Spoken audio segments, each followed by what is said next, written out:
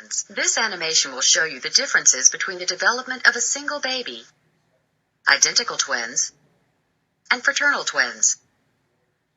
Starting with the single baby, let's go back to the beginning, when fertilization occurs. Here, you see the egg cell is fertilized by a single sperm cell to form a zygote. Over the next few days, the fertilized egg cell divides over and over to form a structure composed of hundreds of cells called a blastocyst.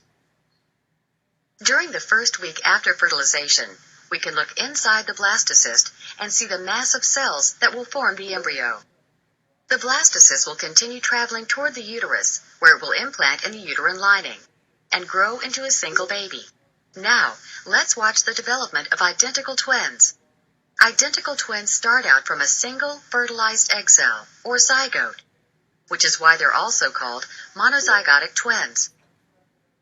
Like the single baby we just saw, the egg is fertilized by a single sperm cell.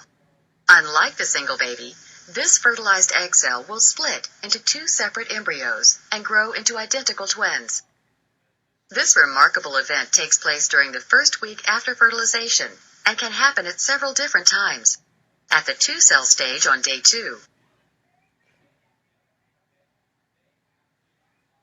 at the early blastocyst stage on day 4,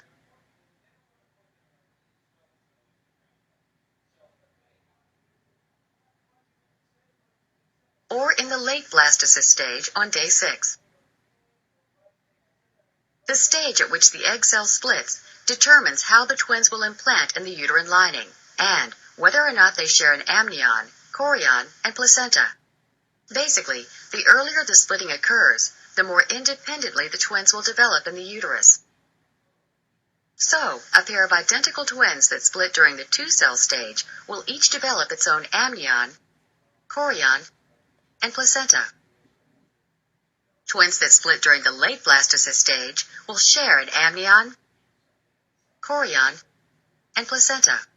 A common misconception about the conception of identical twins is that the trait for having them is passed on to future generations through the mother's genes. But the truth is, science doesn't know the reason why identical twins occur. At this time, we can just say that they're examples of a 9-month double miracle. Now, let's take a look at the second type of twins.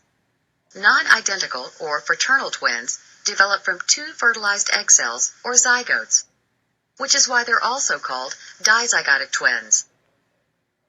Unlike identical twins, however, fraternal twins are definitely influenced by the mother's genes. Here's why. When the mother of fraternal twins ovulates, sometimes her ovaries release 2 egg cells for fertilization. Typically, only 1 egg cell is released during ovulation. During conception, both of these egg cells become fertilized by 2 different sperm cells, which is why fraternal twins don't look exactly alike. Sometimes they're not even the same sex. Here in the uterus, you can see that the twin embryos develop separately, each having his or her own chorion, amnion, and placenta.